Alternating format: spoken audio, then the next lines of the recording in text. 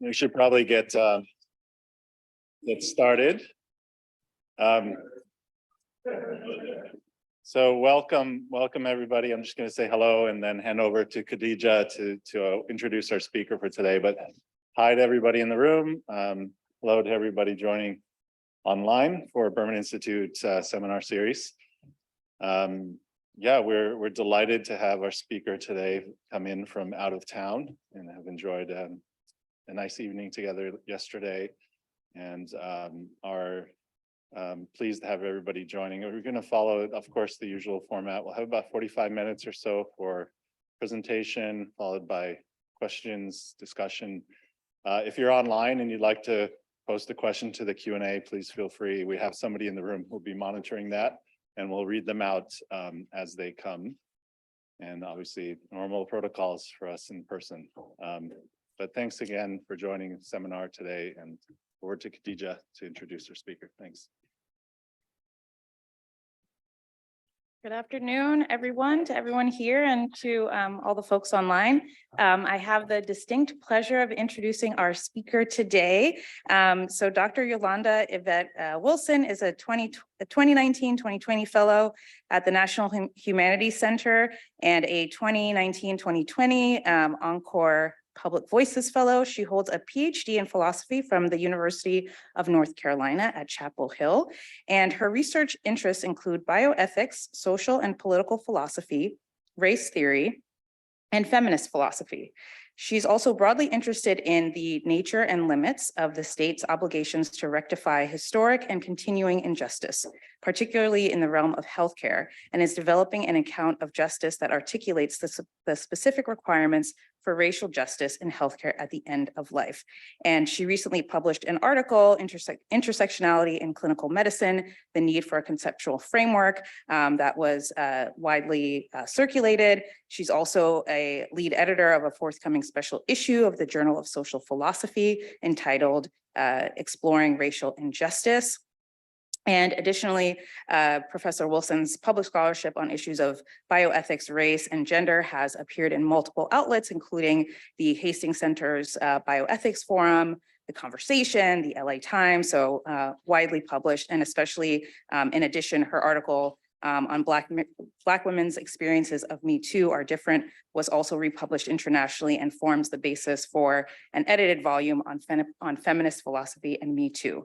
And so finally, Professor Wilson has worked as a visiting scholar at the Department of Bioethics at the National Institutes of Health in Bethesda, and also believes that the philosophic endeavor is enriched when diverse voices are at the table, and she's committed to broadening the discipline. So we're so happy to have Dr. Wilson here today, and please join me in welcoming her.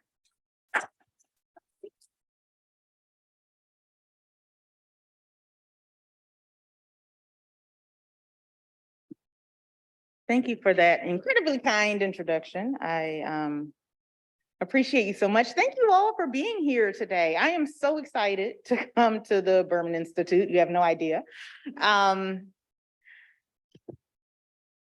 Thank you for the fabulous dinner I had last night. I found this place that now I have to return when I come to Baltimore. That was kind of like a nightclub with food. And everyone who was there last night will tell you about it. So the topic for today is anti-racist bioethics, structural racism, and the struggle for hearts and minds. And so I have to tell you, this is kind of work. Oh, let me get closer to the mic. I tend to wander, and so I don't want the Zoom people to feel lost. So I will try to stay still and planted in the mic so that everyone can hear me. But this is kind of work that is in progress and not fully on paper yet. And I'm prompted by a couple of worries. And so what's funny, the other funny thing about coming to Berman is, of course, we have kind of the structural injustice person right here in the, in the milieu. And so it'll be interesting to hear you all's take on how I'm thinking about these issues. But yeah, the struggle for hearts and minds. So the hearts and minds piece, it'll make sense in a minute.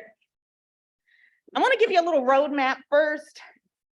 So again, this project comes about, or I guess my latest kind of series of things that I'm thinking about, comes about as a result of a kind of new-ish attentiveness to structural injustice. And, some of that is prompted by, of course, the pandemic and the events of 2020. But one of the issues that I'm thinking about or that I'm concerned about is the idea of moral culpability here with structural injustice. And I'll come to that in a minute. Right now, again, I just want to give you a little roadmap for how we're going. And I want to move through this fairly quickly so that we'll have time for Q&A. And so then I'll launch into just a brief discussion of structural injustice or structural racism, just to give you a flavor of the concept that I have in mind. And I want to kind of sail through a little bit some of the recent attentiveness to structural injustice in the bioethics literature. And then I want to talk a little bit about hearts and minds and kind of set up two ways of thinking about that, taking my lead from work by McAllister Bell and Eduardo Bonilla Silva. And that will bring us to kind of my probing question about the underlying values. And I will conclude with a few thoughts here and there. So again, I'll move pretty quickly to give us time for Q&A, just to kind of set up the problem. Okay, so here are my opening worries. Those of you certainly of a certain age know who that is. The rest of you in the room, ask your parents, I guess. So my worry about structural racism is descriptive, not normative, at least at this stage in the game. So I want to be clear about that, right?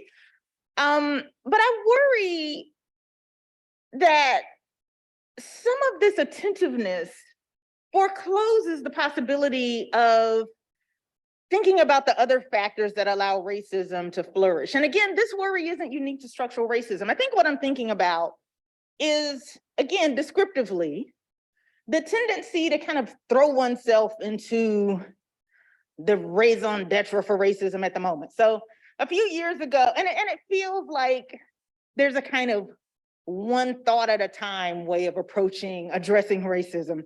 So if you remember a few years ago, people were throwing themselves into implicit bias, right? And if we could just solve implicit bias, and there were workshops, and there's this whole cottage industry, and a lot of people made a lot of money. And I think we still have as much racism as we did before. And, in recent years, we've kind of thrown ourselves, or some have thrown themselves into white fragility. And again, a whole cottage industry around white fragility.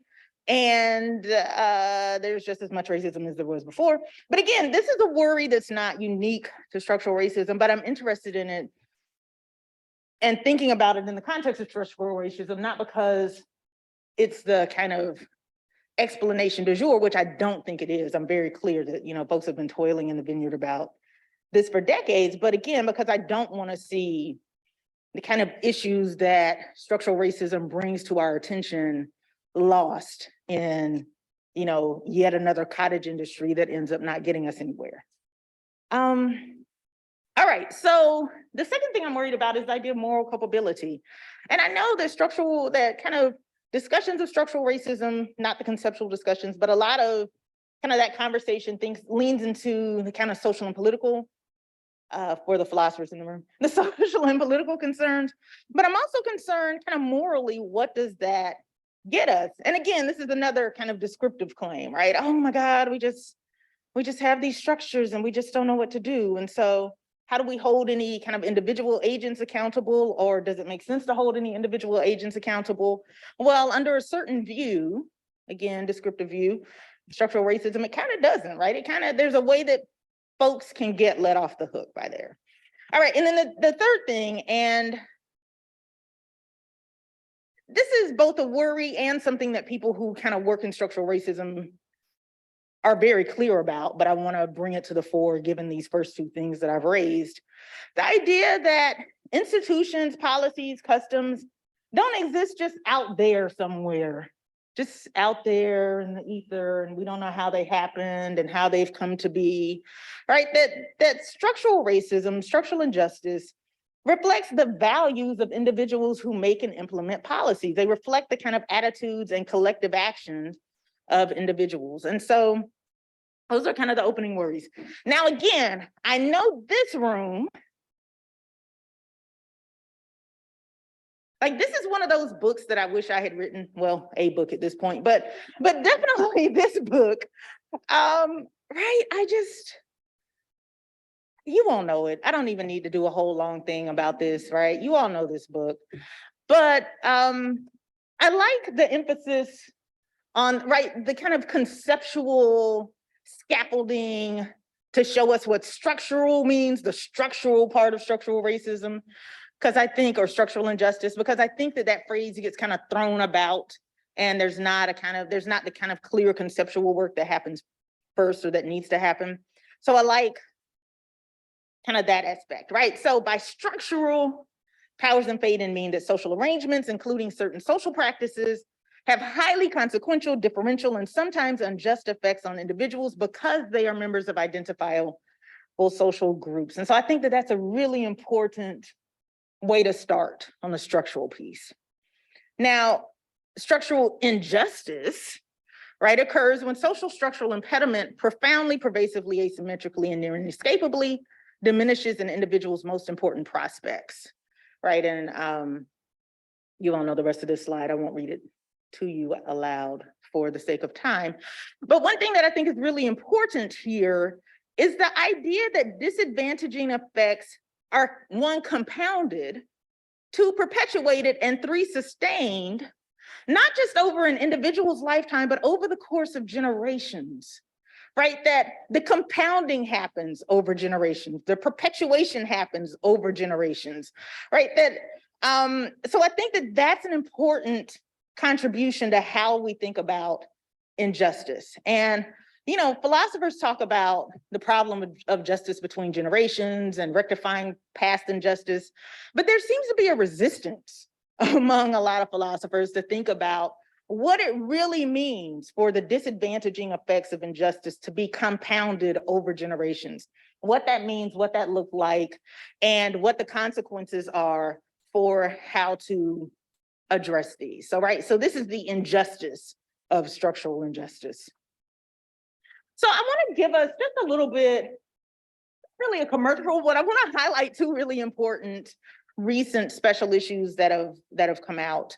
This one is a Hastings Center special report, and it just came out, I want to say in the spring. But what's interesting about the setup of this piece, of this special report, it's not entirely a special report about, you know, structural racism, but of course there's discussion of structural racism just implicitly throughout the work. And I love the intergenerational structure here. So there are senior scholars who are in conversation with more junior scholars, and then they have kind of work from who I would describe as the elders in the field who have been toiling and laboring on questions of anti-Black racism and bioethics for 30, 40 years and have not, and whose work has not gotten uptake. So this is a really important contribution, not just kind of moving the intellectual work along, but also as an acknowledgement of the work that's kind of been there for decades and is recently getting uptake. And so I think it's important for that reason. Other special issue in bioethics. When did that? Oh, March 2022. I was like, when was that published? So both of these came out in the spring, right? So that's fascinating in itself. And of course, Keisha Ray is one of the editors on each of these, but both of these came out in the spring. And again, not specifically a special issue on structural racism, but kind of structural racism is woven through this particular special issue on racism in healthcare and bioethics. Again, as a way, as a kind of organizing conceptual principle, a lot of people understand this. So I'm going to point a little bit to my piece in here. The piece that I did in the other one is on vaccine hesitancy. But again, so clearly I don't have truck with the idea of structural injustice as a concept. I literally wrote on it and put it in a special issue. So, so I think that there are important lessons to learn in thinking about structural injustice. And so I think it gives us an important in, particularly in addressing our institutions, our policies, our practices, including those one thing I like about the structural injustice work is,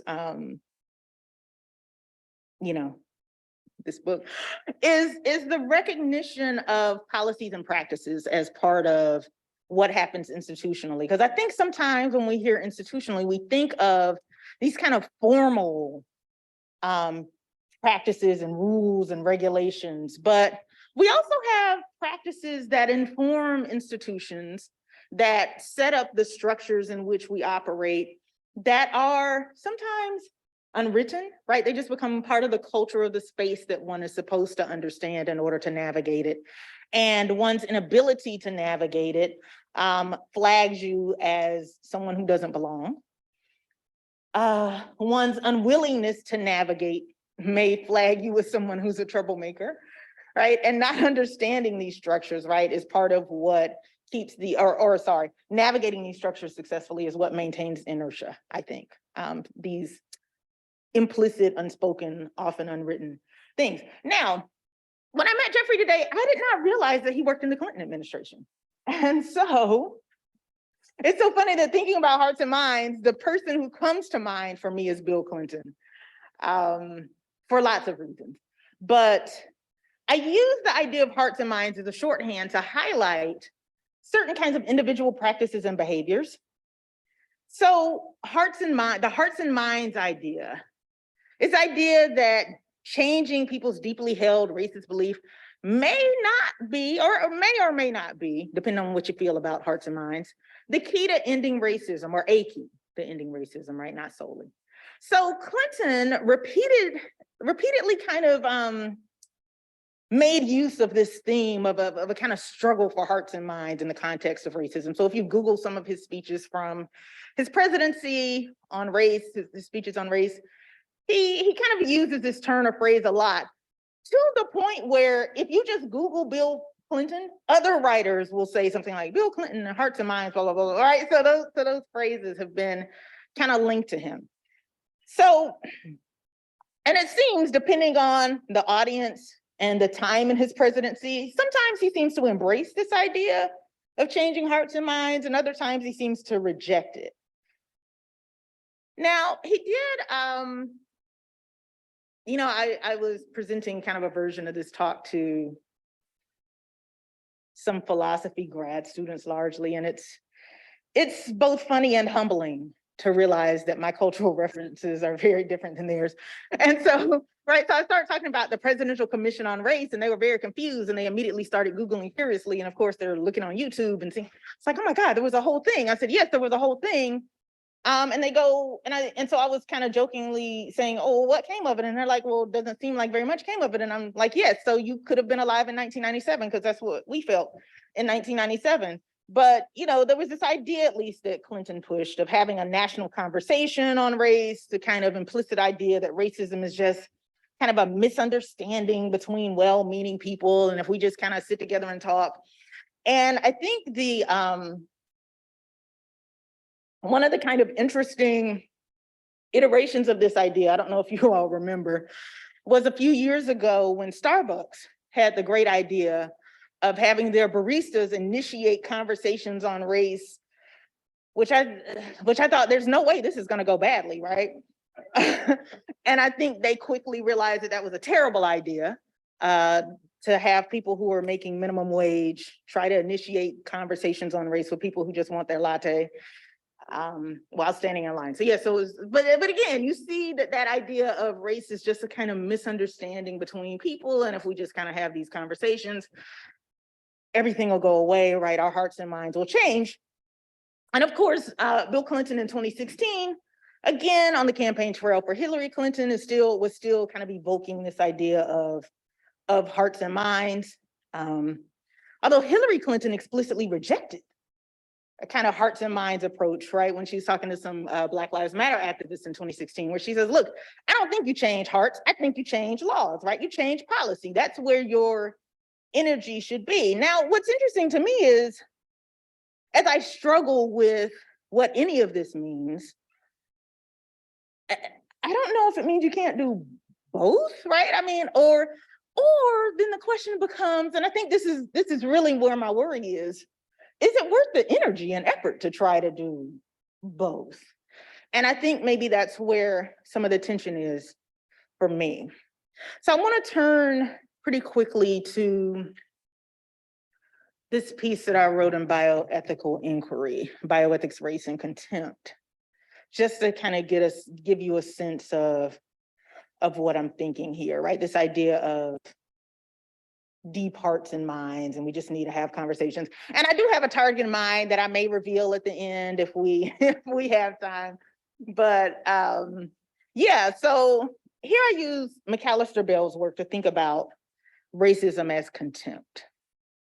And I think this is an important assessment to the extent that at least some racism is a manifestation of contempt for disfavored racial groups. So Bell writes, and I don't think this book got the uptake it should have gotten. I feel like this book is about 10 years old, maybe it came out in 2013, I want to say.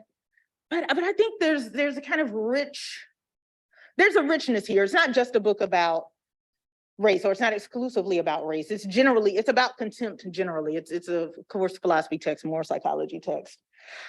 But Bell writes, race-based contempt is focused not just on the supposed actions of members of racial groups, but on persons themselves. If you are seen as low in virtue of your race, attempting to win esteem by outperforming others is unlikely to be successful. Under these conditions, your successes are not likely to redound in your favor. Instead, you will likely be interpreted as the beneficiary of good luck or some other external factor, right? So we can come back to what this means. I want to make sure that I leave plenty of questions for plenty of time for Q&A. But I think that there's something interesting about the target of race-based contempt, right? It's not what people do, even though one who is contemptuously racist will often have action-grounded explanations, right? I don't like disfavored racial group X because they do Y. But the reality is that it is about the members of the racial groups themselves. And so kind of overcoming that, if your strategy is, if I just behave in ways that are acceptable to someone who holds these views, then the racism will go away. Or if we just have enough conversations to explain how the contemptuous racist is misguided in their belief, then racism will go away, right? I think Bell is kind of hitting on this idea that misinformation doesn't seem to be, at least for the contemptuous racist. And again, I'm not suggesting that all varieties of racism count as contemptuous racism, but that doesn't seem to be what's at issue. And so, I want to hold this idea in my head for that reason, but also because it's important for the kind of larger point of this talk, and that is about how individual behaviors shape interactions, right? So remember I said, one of my worries about this kind of focus on structural racism is this kind of notion that structures and institutions are just floating around out there somewhere and that there aren't actual people who comprise them. I mean, we know that intellectually, right? But I think we often behave as though the institutions are stronger than we are. So individual behaviors, but not just behaviors and attitudes, right? So there's a kind of cognitive effect and there's an affect. Right? I want to turn next. So I'm going to hold Bell in our heads. One. Then I'm going to turn to Eduardo Bonilla Silva, whose Racism Without Racist is now in its 6th edition. I did not realize he had a couple more editions out. I knew that I knew he was at like 4, but he just keeps adding, right? I guess he keeps getting new material. I mean, that's just the bottom line. So the 6th edition just came out this year, I want to say. All right, here's Eduardo Bonilla Silva in at least the most recent edition. Whites have developed powerful explanations, which have ultimately become justifications for contemporary racial inequality that exculpate them from any responsibility for the status of people of color.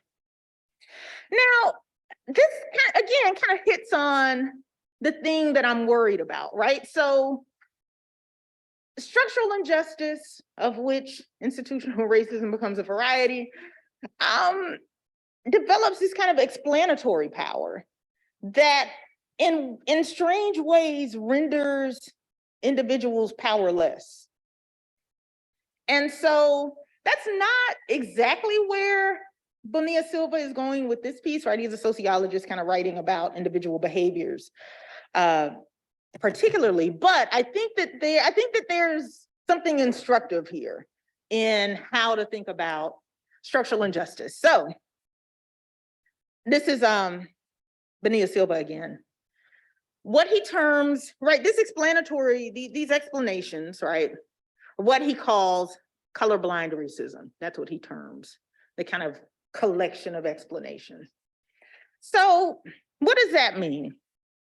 Well, for one, contemporary racial inequality is just the outcome of non-racial dynamics, whatever those are, right? Maybe markets. You know, the economists love markets. I was at the PPE conference last weekend, philosophy, politics, and economics. And, you know, there's all the economists in the room are just deeply invested in markets as the solution for injustice. And I'm kind of letting slip who one of my targets is there, but we'll come to that in a second. Right, so just a kind of outcome of non-racial dynamics. So I just moved to St. Louis in the last year and a half. And I remember once I decided to go to SLU, I'm at St. Louis University now, so I need to update my bio. But when I decided to take the job at St. Louis University, you know, a lot of it was almost entirely my white colleagues who asked if I had children, right? Do you have children? I said, no, I don't have any children. And they would say, oh, well, that's great, because then it doesn't really matter where you live, right?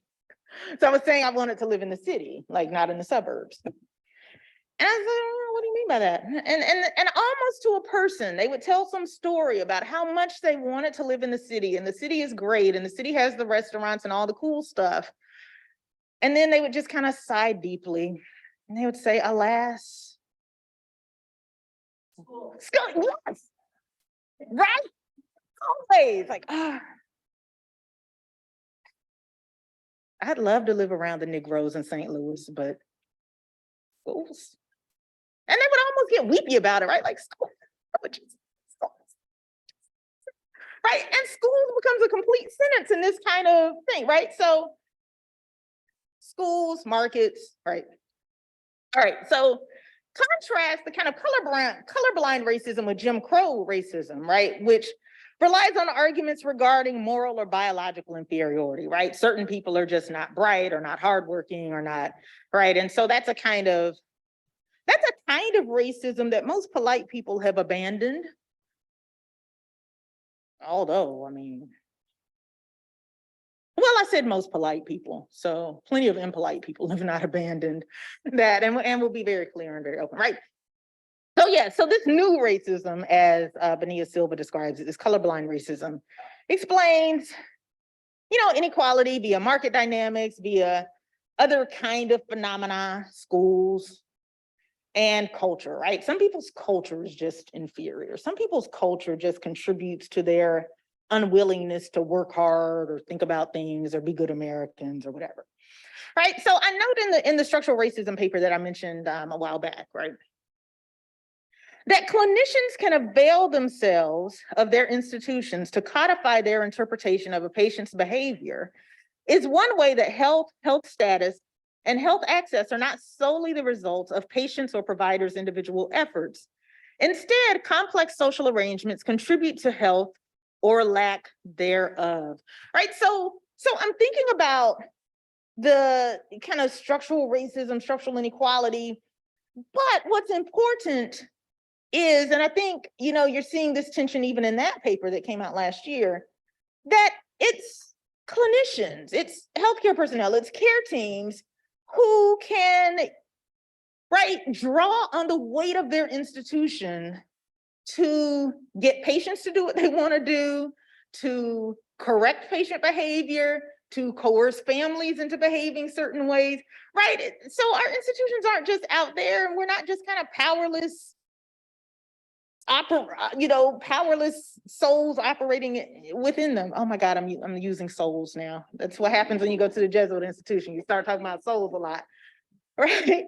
Right, but yeah, so here's that kind of example where you can kind of say, this patient is difficult, and that can mean any number of things, just like schools mean something very specific, and you don't have to tell some long story about that. Schools. Right, so I'm gonna go back to Bell, right? So it's one way, it's easy to read Bell as kind of an example of this old racism that Benia Silva would describe, right? A kind of Jim Crow racism. And Benia Silva as thinking about a kind of new or colorblind racism. But I wanna say that's a little too simplistic, right? That even Bell, as she describes the contemptuous racist, is offering non-racial reasons for success or failure of disfavored groups, right? Including, you just got lucky, right? So that becomes a kind of different way to think about racial reasoning. So I want to think about what become the underlying values, again, to take up what Benia Silva is trying to do when he thinks about kind of Jim Crow racism or racism without racists. That is like the best book title I have ever encountered. His chapter titles are just as interesting and provocative.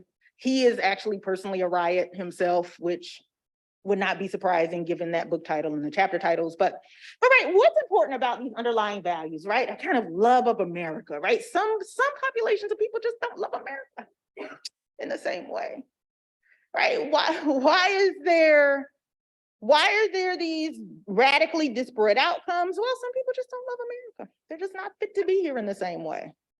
Some people just don't work hard. Some people are just kind of naturally falling at the bottom of this entirely fair and reasonable meritocracy. If you work hard and love America, then, you'll rise to the top as you should, which also becomes an interesting cudgel for folks who don't achieve certain kinds of success. Right, particularly white people who don't achieve success, because then you have to tell some other story about why that is. But perhaps they didn't embrace the kind of right kind of notion of whiteness and all that and all that entails. And so again, we can talk about some of these underlying values and how they relate to kind of structural mechanisms that lead to structural injustice. I was going to give an example right quick, but we can come back to that in a second if y'all are interested in that. So, okay.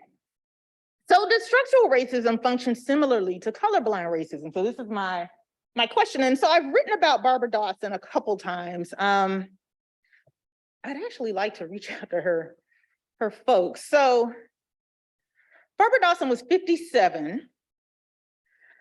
And she arrived at Calhoun Liberty Hospital in Blountstown, Florida, which is not terribly far from Tallahassee. Okay, so I am from Albany, Georgia. So this was actually a local news story for me because I am from South Georgia and so far down in the country that we don't actually have a CBS station. So our CBS station pipes in from Tallahassee, right? So, okay, so she enters the hospital in December, Calhoun Liberty Hospital. And so in Bioethics, Race and Contempt, I use this case as an example of contemptuous racism, but here I want to think about the possibility of institutional racism and how no one is responsible for her death. So she enters the hospital, reporting shortness of breath and other kind of related symptoms. She was seen by healthcare personnel. I don't want to like poo-poo this hospital, and it's a rural hospital. So let's just, I don't write much about rural health, but I talk a lot about rural health because that's literally kind of the space that I grew up in. I grew up in a town with one hospital. That, for those of you who are interested, was actually a COVID hotspot very early on in the pandemic, which I tweeted about a lot. But anyway, so, there may have been certain kind of resource constraints that you may not have found had she been able to go to Tallahassee to the hospital. But anyway, she was seen by a physician who determined that she was stable enough to return home or to be discharged. They don't tell you where to go, they just discharge you, right? So she was stable enough to be discharged. She felt that she was still having significant enough symptoms that she needed to remain. And of course, there's disagreement between the family and the hospital about what happened next. The hospital says that she, created a ruckus and frightened all the staff. Her family's like, she was just really insistent, which might mean, right, which might concede that she created a ruckus. I don't know. If I couldn't breathe, I'd probably create a ruckus. If I couldn't breathe and people were trying to send me home and tell me I was fine, I might create a ruckus too. And there might be a few swear words that fly out, which people in Bluntstown apparently have never heard anybody cuss before, because that's what sent them over the edge, had them call the police to remove her. The police came, she collapsed before she could be put in the squad car. And the arresting officer on the dash cam can be heard saying, falling down like this isn't gonna stop you from going to jail.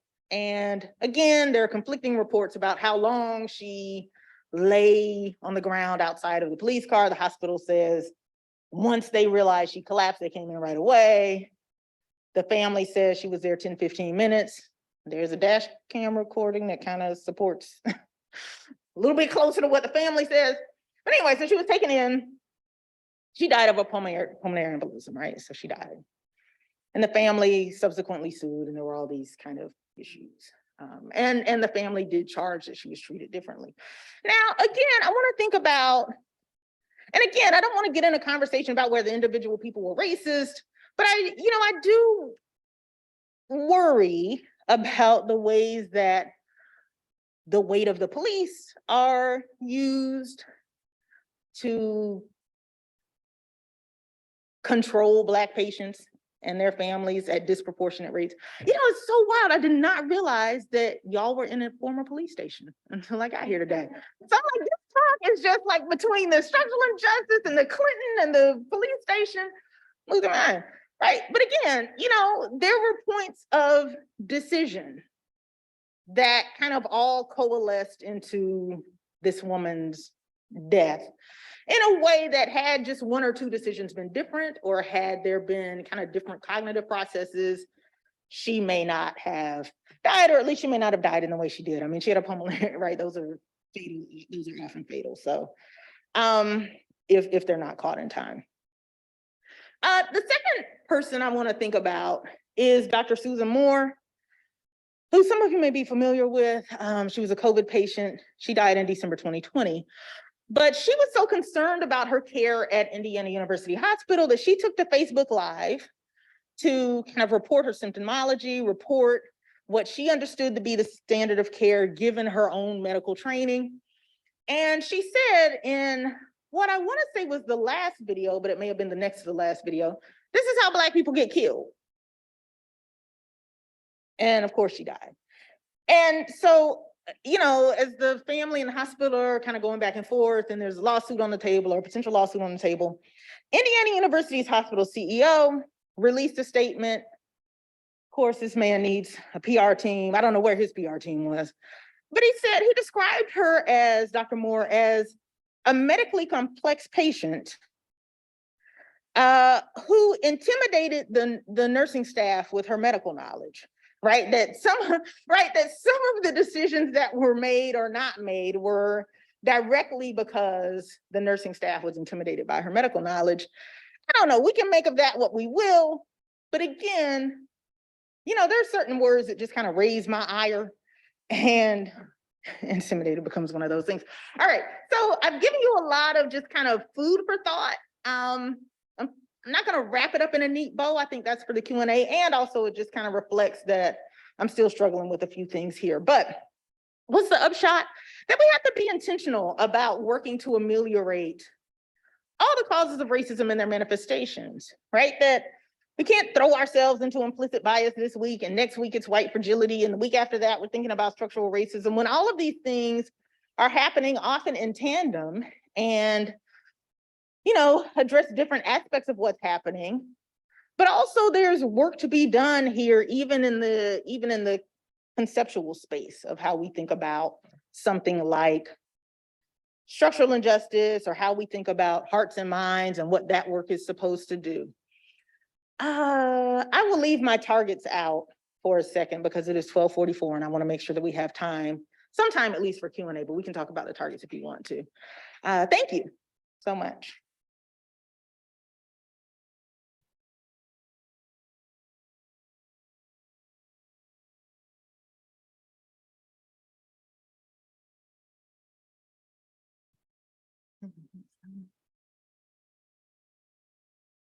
Hello.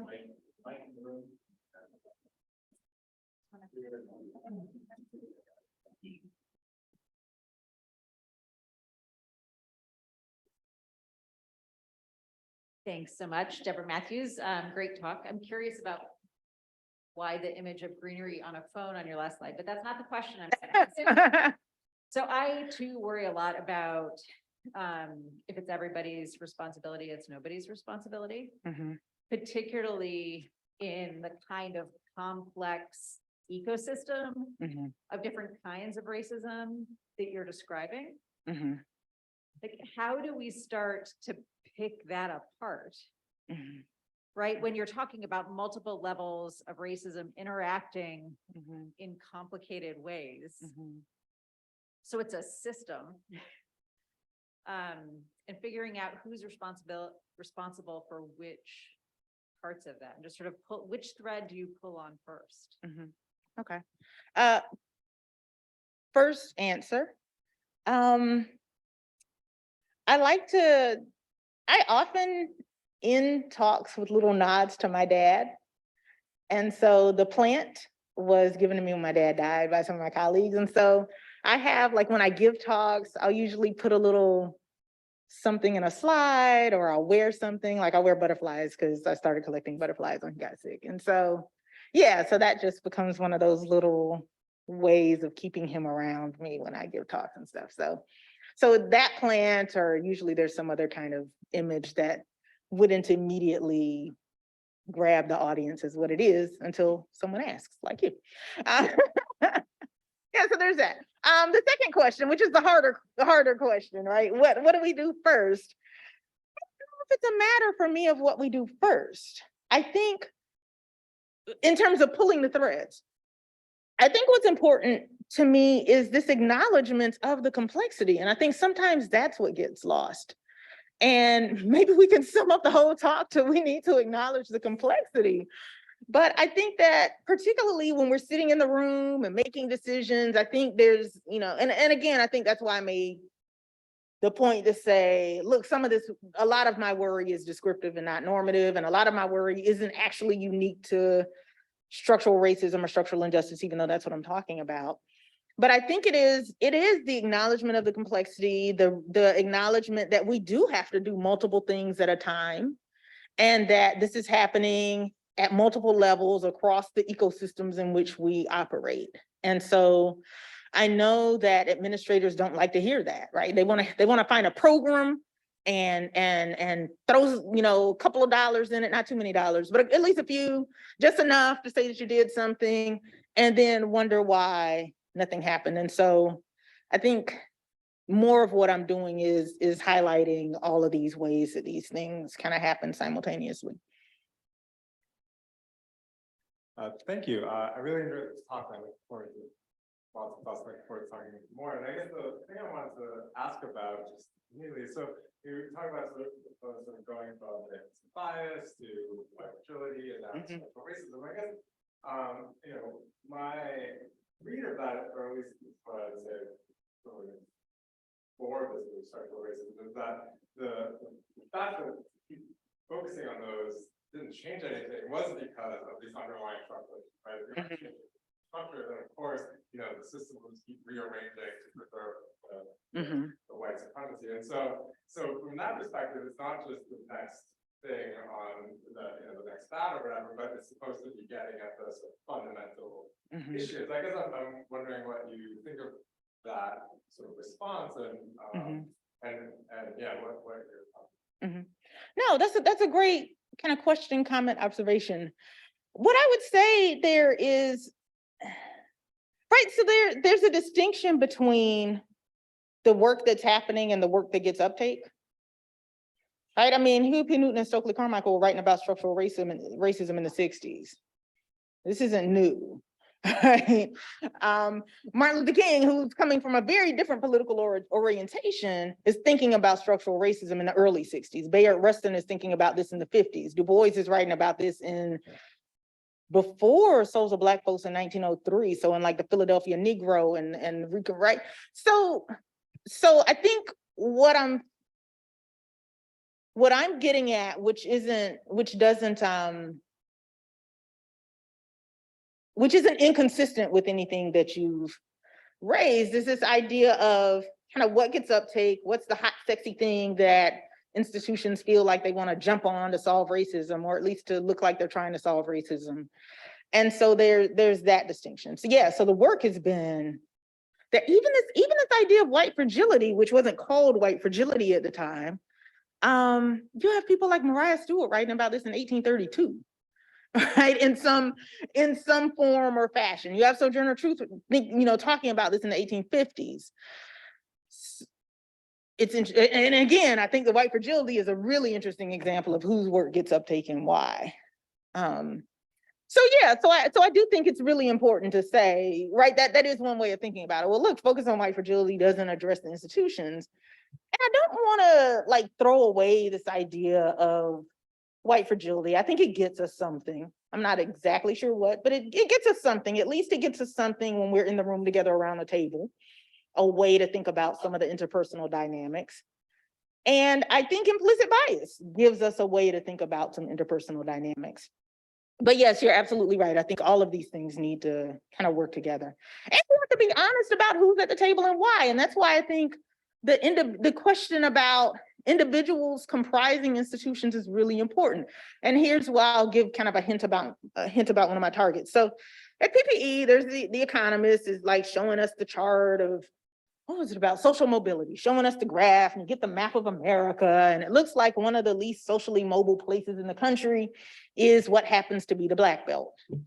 For those of you who don't know, the Black Belt starts around kind of Southern Virginia, goes down, loops around through Mississippi to Louisiana, right? So where, surprise, surprise, Black people were overwhelmingly kind of held in slavery well into the 19th century.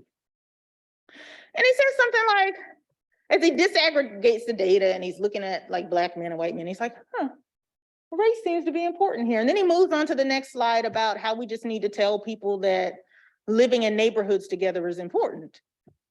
And so I asked him, I said, one, I just think that was a weird kind of way to go and kind of a weird, quick way to think about things. But I said, look, in some sense, you're dealing with people. If you look at this Black Belt, you're looking at people who literally shut down their school systems rather than integrate them. That's not a question about data. That's not a question about telling people that we all just need to live together in a different way. And I think that's where the hearts and minds stuff kind of happens for me. One, the assumption that there's just this kind of misunderstanding, but also the other assumption that people are acting in good faith and are just mistaken in some kinds of ways. And I think that ignores the history and reality of what institutional racism and what structural injustice broadly have been in this country, right? It's not misunderstanding. It's kind of clear decisions about, we will shut down, right? The state of Mississippi decreeing, I will shut down all of our public schools before we let Black people come in them. Right? George Wallace in Alabama literally saying, I will stand in front of the schoolhouse door. I'll block it myself and use the Alabama Guard to, right? I mean, those are decisions. And I know I'm giving historic examples because, again, most people are polite enough to not behave so egregiously, but I think we have very clear contemporary examples of, and even in these historic examples, a lot of these folks are still walking around. And I think that's the other important feature that gets lost and still holding office. Strom Thurmond died not that long ago.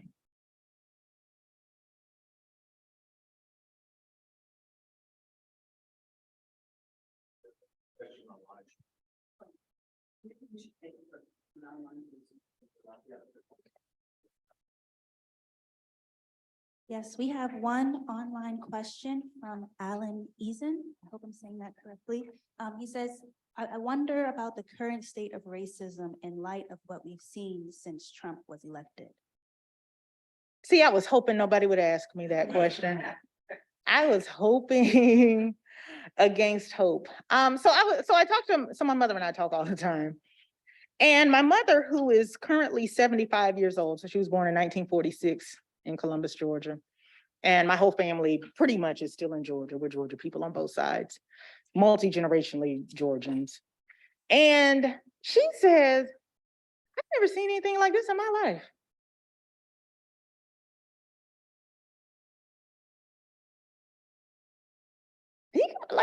You were alive in the 50s. And you've never seen anything like this? And I think what she means by that is there's a particular, maybe it's the kind of glimmer of hope that happened in the 70s and 80s and even under Bill Clinton, which I have my issues with him, but right,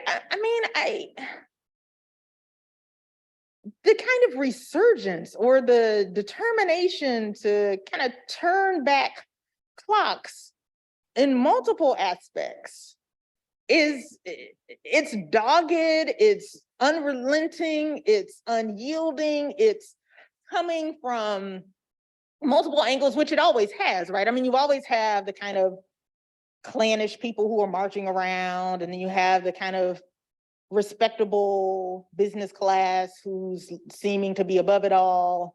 And then you have the kind of buffoonish politicians who may or may not actually believe what they're saying, but they're committed to winning or whatever. But I think it's coalescing in really interesting ways. And by interesting, I mean sad and frightening. I don't know what else to say there, and I don't know what to do with that.